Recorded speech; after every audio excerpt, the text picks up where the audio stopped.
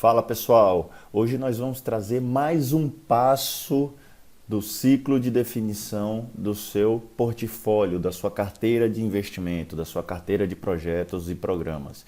E o terceiro passo desse ciclo de definição é a priorização.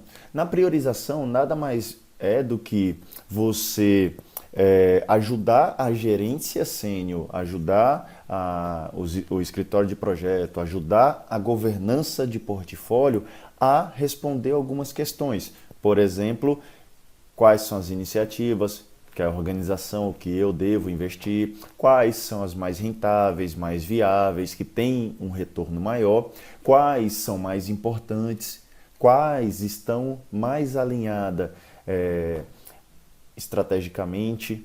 Então, algumas das questões desse terceiro passo são essas.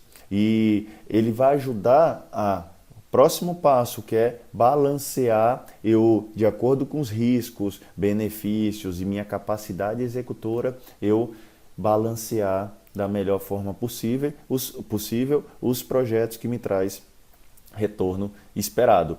E eu tenho diversos critérios que eu posso utilizar nessa priorização, entre eles VPL, que é o valor presente líquido, taxa interna de retorno, ROI, que é bastante conhecido, bastante utilizado, os objetivos estratégicos atendidos, payback simples e descontado, pode ser uma das taxas. A VPL é tida como o fluxo de caixa descontado, e vocês vão entender o porquê. Índice de lucratividade também é uma das taxas utilizadas. A depender se o projeto é concorrente, se é dependente ou não, eu tenho algumas situações. E não quer dizer que eu só vou utilizar uma taxa específica ou outra específica. Eu posso utilizar em combinação elas para ajudar na tomada de decisão. As mais utilizadas é o VPL, muito utilizada, payback e também o próprio ROI. TI é uma outra que é bastante utilizada na análise de investimento. Existem outras, mas essas são as principais utilizadas atualmente. E antes da gente prosseguir, eu preciso trazer alguns conceitos. Sempre que eu falo de projeto, imagine aí você quer fazer um investimento em uma franquia, em um projeto X. Você vai ter um investimento inicial. Nesse investimento inicial você tem um aporte, um financiamento, vai tirar de uma aplicação para investir nesse projeto, certo? Então você tem um investimento inicial no momento zero, no ano zero, que esse momento é para o seu projeto. E os outros anos, os outros períodos de tempo são os anos, meses posteriores ao seu fluxo de caixa. E aí a gente assume algumas premissas para estar montando esse fluxo de caixa, de acordo com a receita, de acordo com os retornos, abatendo todas as despesas, impostos, tributos, imposto de renda e despesas operacionais administrativas, e ao final eu consigo gerar meu fluxo de caixa. E mais um fator que influencia na análise de viabilidade é o seguinte: qual a minha taxa mínima de atratividade? Ou seja, a taxa mínima que esse investimento precisa me dar retorno para se tornar atraente, atrativa para mim. Por exemplo, eu já tenho um dinheiro parado no investimento X, e por que eu vou tirar esse dinheiro da minha aplicação, colocar em um projeto, se esse projeto vai ter um retorno menor? Ou se esse projeto não vai me dar retorno esperado, então maior do que essa aplicação.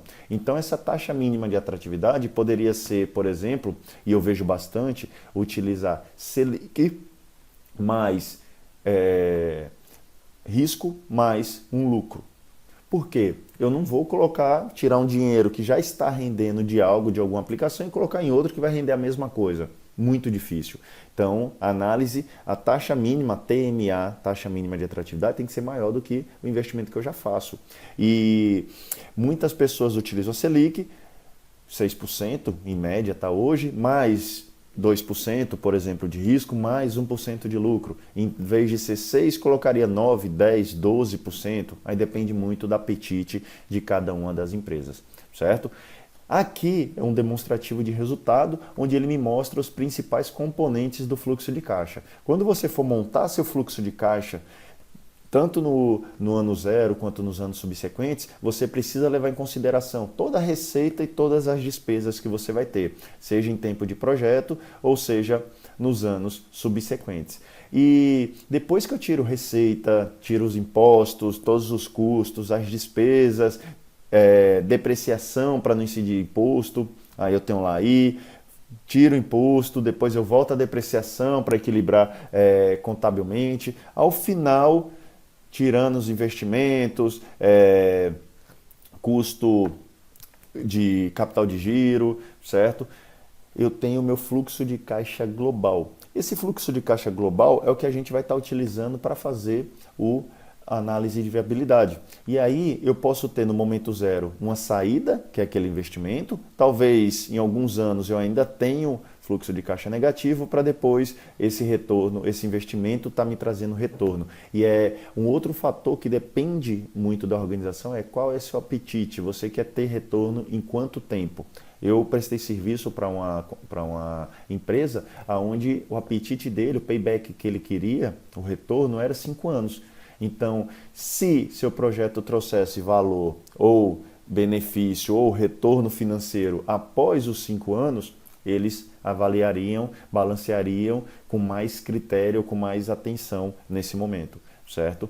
E vamos lá, primeiro exercício. E aí eu posso utilizar 3 formas para resolver isso, ou no papel, ou utilizando do Excel, ou ainda HP12C. De forma muito simples, as 3 alternativas você consegue fazer.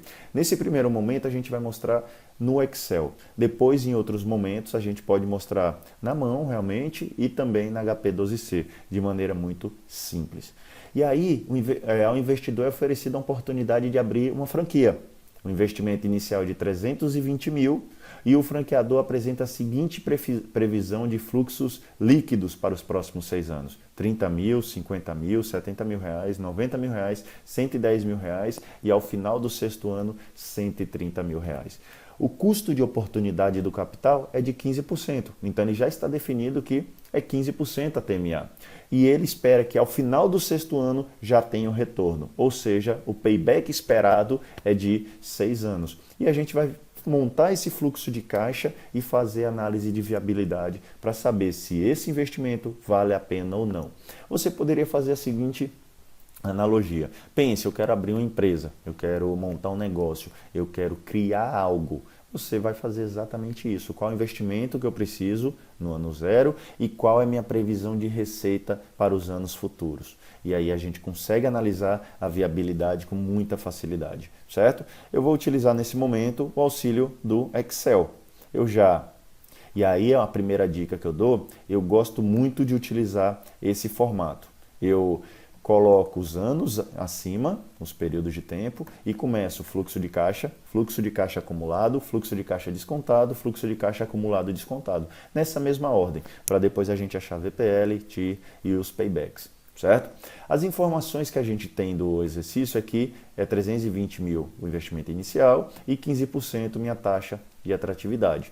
E toda vez que você lança o investimento inicial, seja na Excel, seja na HP12C, o fluxo de caixa inicial é negativo. Você está fazendo investimento. Então, vou colocar aqui menos 320 mil. Outra coisa que você já pode fazer é repetir o 320 mil inicial em todo momento zero. E aí, a gente vai começar a alimentar de acordo com as premissas que ele assumiu. 30 mil no primeiro ano, 50 mil no segundo, 70 mil no terceiro, 90 no quarto, 110 no quinto e 130 no 6º ano. Eu vou pegar aqui, vou apagar para a gente fazer juntos, certo? Então, eu vou igual. Para achar o acumulado, eu simplesmente somo, pego o investimento no ano anterior e somo com o meu fluxo de caixa do ano posterior. Igual fluxo de caixa do ano anterior mais fluxo de caixa do ano atual. Igual mais, faço isso para todos. Igual mais, igual mais, igual, mais, igual, mais. Então ele está me dizendo que pelo fluxo de caixa simples, ao final do sexto ano, você pagou os 320 mil e teve um lucro de 160, certo? É essa leitura que ele está me trazendo aqui. E ele também me traz que o último ano, ou seja, a partir daqui eu já estou tendo retorno no quarto ano. Então, 4 anos, eu já posso trazer aqui para baixo. Para achar o fluxo de caixa descontado, ele nada mais é do que eu penso no meu dinheiro futuro, desconto a taxa e trago para o meu dinheiro presente. Então, esses 30 mil ao final do primeiro ano valem quanto hoje?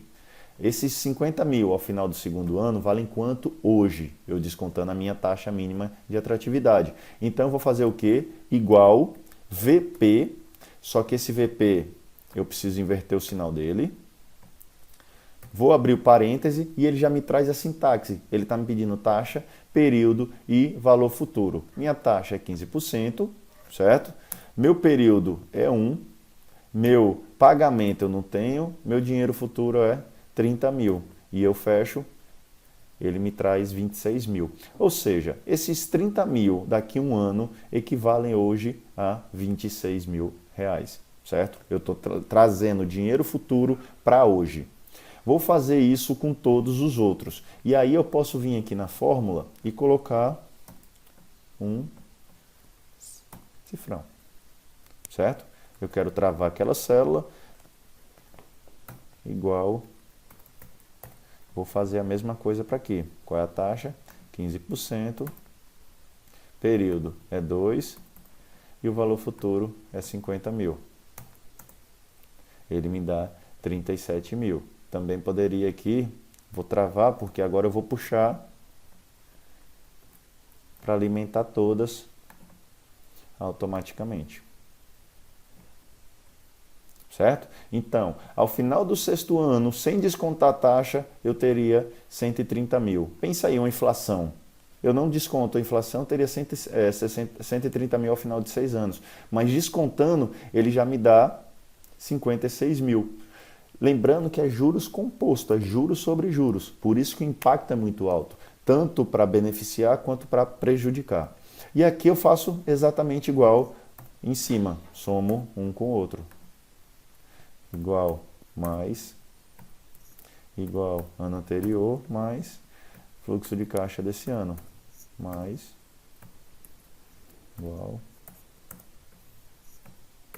igual, mais.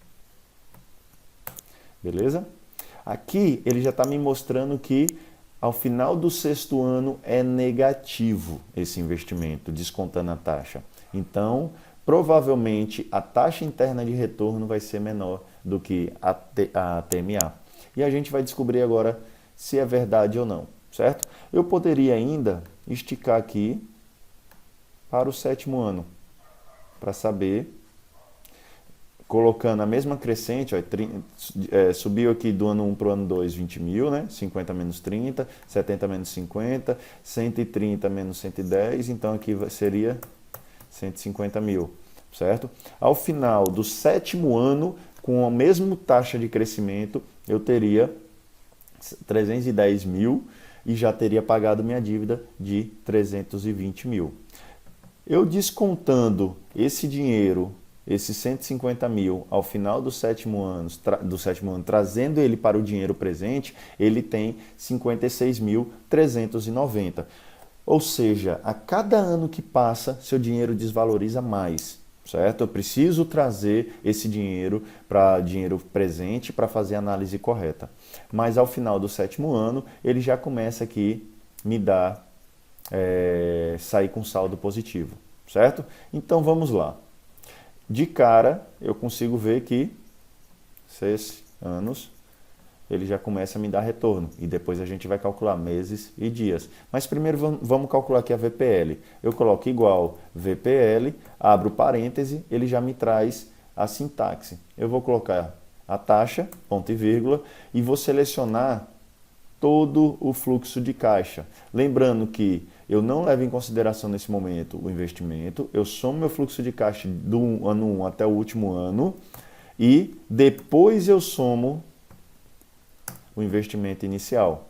Observe que é o mesmo valor. Aqui já é o payback, ou VPL. Quando eu faço meu fluxo de caixa acumulado descontado, ao final do período ele precisa ser igual a VPL. Se vocês aceitaram esticar o período, eu teria VPL ao final do 7º ano, certo? Como o exercício falava 6, vamos deixar aqui com 6 anos e fazer nossas análises. A TIR, eu igual TIR e seleciono todo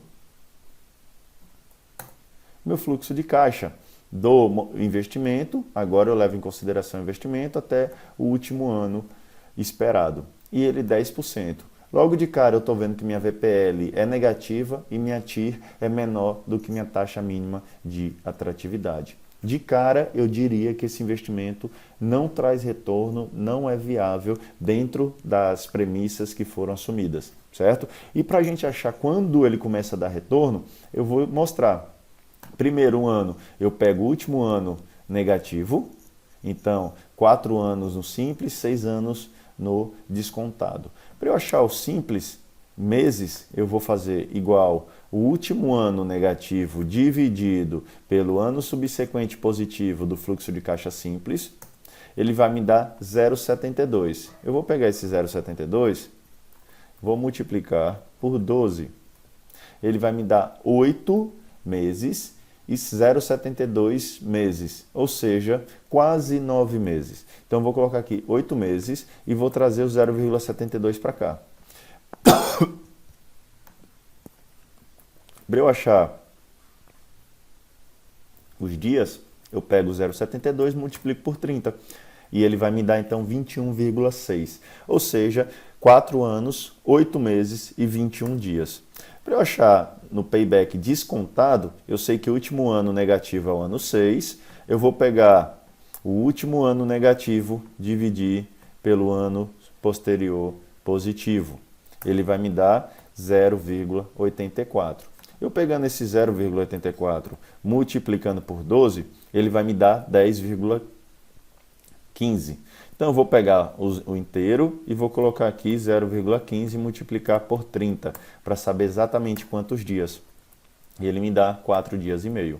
Então, meu payback simples, 4 anos, 8 meses e 21 dias. Meu payback descontado, 4 anos, 6 anos, 10 meses e 4